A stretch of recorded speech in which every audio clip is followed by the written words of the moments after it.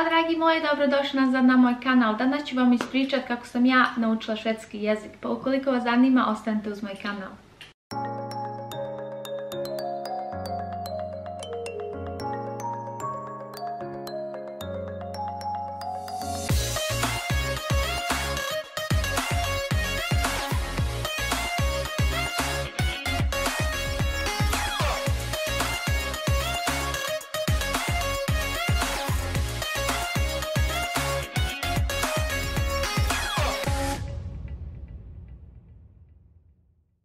Kada sam počela sa švedskim jezikom, počela sam odmah sa SFI, a SFI vam je jezik za strance.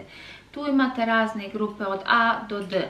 Znači sve zavisi u koju grupu upadnete. A grupa vam je ona koja za one koji nisu nikad išli u škole pa trebaju sve iz početka da nauče i slova i sve.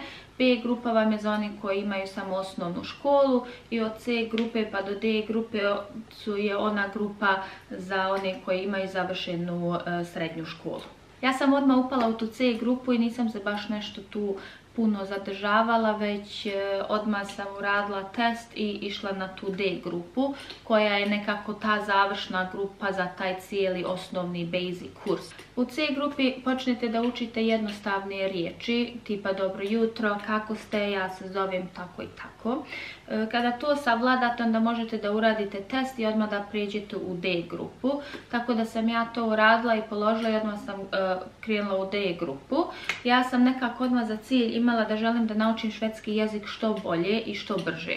Meni nije bilo dovoljno da ja njega naučim samo kako bi se sporazumila, jer vjerujte, malo će vam biti teži zbog posla i sve. Šveđani pretežno vole kada vide i procjenje vaš trud, koliko vi zaista želite da naučite ovaj jezik, i tako da vam je odmah lakše i što se tiče posla.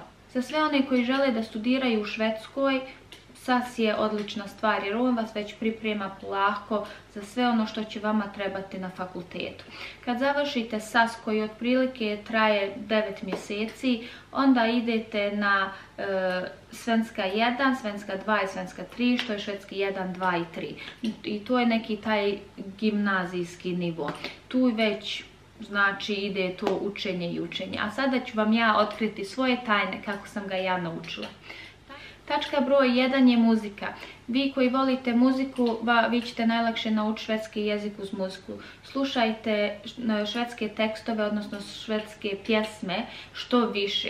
Ako ste u autu, upalite, pa slušajte i radio. Ja sam tako najbrže naučila švedski jezik. Upalim sebi neke švedske pjesme i to, i onda zapišem sve riječi koje nisam znala i onda sama sebi prevedem na Google ili pitam muža.